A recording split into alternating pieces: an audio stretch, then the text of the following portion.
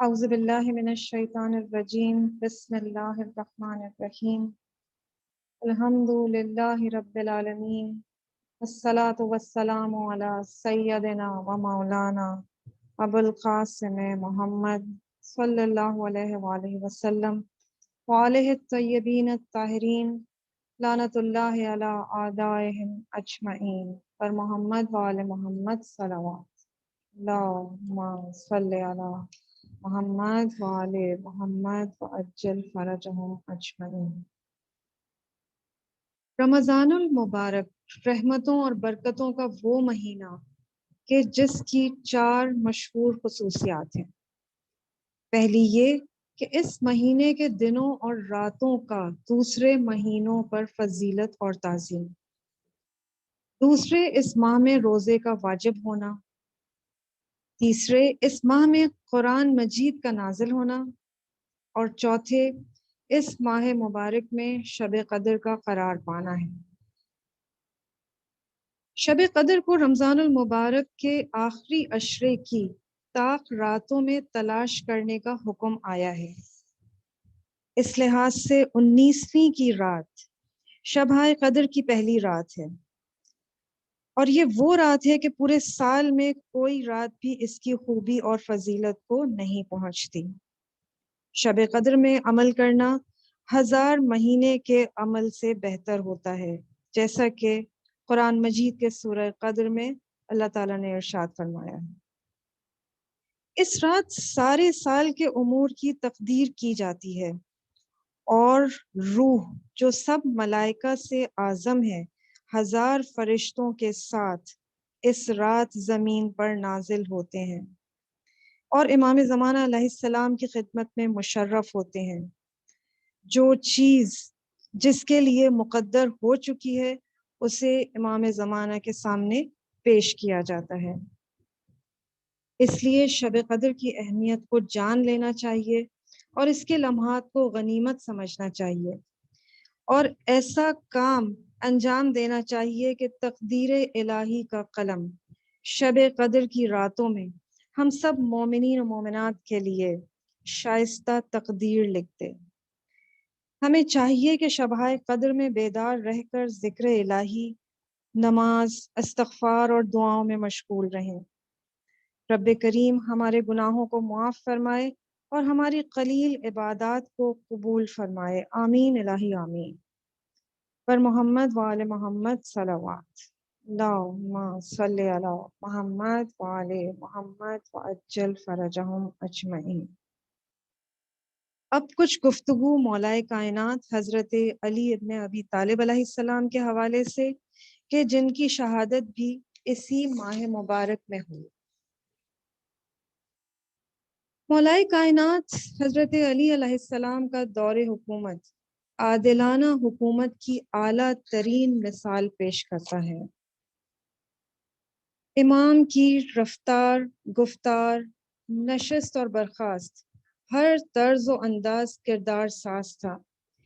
امام کی ہر روش تربیت ساز تھی۔ آپ کی حکومت علم، پرہیزگاری، فداکاری پر قائم تھی۔ آپ کی حکومت کا معیار اسلامی قانون تھا۔ آپ اپنے افسروں کو برابر ہدایت فرماتے رہے کہ لوگوں کے ساتھ برادری، برابری اور نرمی سے پیش آنا، لوگوں کے ساتھ انصاف کرنا، ہرگز ناانصافی نہ کرنا۔ آپ خود ہمیشہ ان لوگوں پر نظر رکھتے تھے، اگر ذرا سا انحراف دیکھتے تو فوراً ہی سرزنش کر دیتے تھے اور ان کی اصلاح فرماتے تھے۔ امام علیہ السلام نے جو خط بصرہ کے گورنر عثمان بن حنیف کو لکھا وہ اس روش کا مکمل ترجمان ہے۔ آپ فرماتے ہیں، میں نے سنا ہے کہ شہر کے بڑے لوگوں نے تمہیں ایسی دعوت میں مدعو کیا جہاں نرم اور چرب اور لذیذ غذائیں تھیں اور پرتکلف دسترخوان تھا۔ مجھے یہ امید نہیں تھی کہ تم اس طرح کی دعوتوں کو قبول کرو گے اور شرکت کرو گے جہاں تنگ دستوں اور فقیروں کی کوئی جگہ نہیں ہو۔ ہوش میں آؤ، ہوشیار ہو اور مشتبہ چیزوں کے استعمال سے پرہیز کرو۔ سن 40 ہجری میں چند خارجی مکہ میں جمع ہوئے اور مجرمانہ سازش کا منصوبہ بنایا کہ حضرت علی علیہ السلام کو قتل کر دیا جائے، اور اس کام کے لیے ماہ مبارک رمضان کی 19ویں شب معین کی، اور یہ طے پایا کہ عبد الرحمن بن ملجم حضرت علی علیہ السلام کو قتل کرے۔ آخرکار وہ شب آ پہنچی۔ وہ رات ابن ملجم نے اپنے ایک دو دوستوں کے ساتھ مسجد کوفہ میں بسر کی۔ تقریباً 30 سال پہلے حضرت علی علیہ السلام پیغمبر اسلام صلی اللہ علیہ وآلہ وسلم کی زبانی سن چکے تھے کہ وہ ماہ مبارک رمضان میں قتل کیے جائیں گے۔ یہ واقعہ خود حضرت علی علیہ السلام کی زبان سے سنتے ہیں۔ جس وقت پیغمبر اسلام صلی اللہ علیہ وآلہ وسلم نے ماہ مبارک کے سلسلے میں اپنا مشہور و معروف خطبہ ارشاد فرمایا، میں نے اٹھ کر پیغمبر اسلام صلی اللہ علیہ وآلہ وسلم سے دریافت کیا کہ اس مہینے میں سب سے بہترین کام کیا ہے؟ فرمایا، گناہوں سے دور رہنا۔ اس کے بعد پیغمبر اسلام صلی اللہ علیہ وآلہ وسلم کی آنکھوں سے آنسو جاری ہو گئے اور مجھے بتایا کہ تم اسی مہینے میں شہید کیے جاؤ گے۔ امام کی باتوں سے صاف ظاہر ہو رہا تھا کہ انہیں علم ہے کہ وہ اس مہینے میں شہید کیے جائیں گے۔ آپ نے ارشاد فرمایا کہ اس سال حج میں تمہارے ساتھ نہ ہوں گا۔ جب آپ کی خدمت میں کسی نے عرض کیا کہ افطار کے وقت اتنی کم غذا کیوں تناول فرماتے ہیں، آپ نے فرمایا، چاہتا ہوں خالی پیٹ خدا سے ملاقات کروں۔ 19ویں شب آپ بالکل نہیں سوئے اور بار بار یہ فرماتے رہے، خدا کی قسم میں جھوٹ نہیں بولتا اور نہ مجھ سے جھوٹ بولا گیا، وعدے کی رات آج کی رات ہے۔ سحر کے وقت حضرت علی علیہ السلام مسجد میں تشریف لائے۔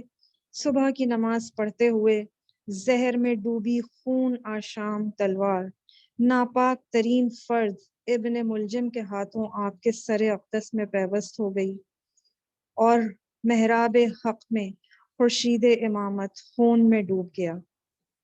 ضربت کے 2 دن بعد یعنی 21ویں شب سن 40 ہجری میں آفتاب امامت غروب ہو گیا۔ اللہم العن قتلۃ امیر المؤمنین۔ آپ کے جسم پاک کو نجف کی مقدس سرزمین میں سپرد خاک کر دیا گیا۔ امام علیہ السلام کی تمام عمر یاد الہی میں بسر ہوئی۔ ہنگام ضربت بھی آپ ذکر الہی میں مصروف تھے۔ جس وقت ابن ملجم کی تلوار نے امام علیہ السلام کی منور پیشانی شگافتہ کر دی، اس وقت امام کی زبان سے پہلا جملہ یہ نکلا، فزت ورب الکعبہ۔ سر سے پیر تک خون میں ڈوبے ہوئے امام فرماتے ہیں، خدائے کعبہ کی قسم میں کامیاب ہو گیا۔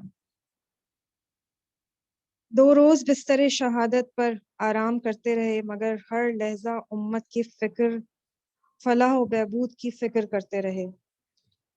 حضرت علی علیہ السلام کی شہادت کے بعد امام حسن علیہ السلام کی امامت اور ان کے بعد امام حسین علیہ السلام کی امامت اور اسی طرح 12ویں امام تک کی امامت کی خبر رسول خدا صلی اللہ علیہ وآلہ وسلم بارہا بیان کر چکے تھے، اور خود حضرت علی علیہ السلام بھی متعدد مرتبہ اشارہ فرما چکے تھے، لیکن اتمام حجت کی خاطر زندگی کے آخری لمحات میں امام حسن علیہ السلام کی امامت کا اعلان فرمایا۔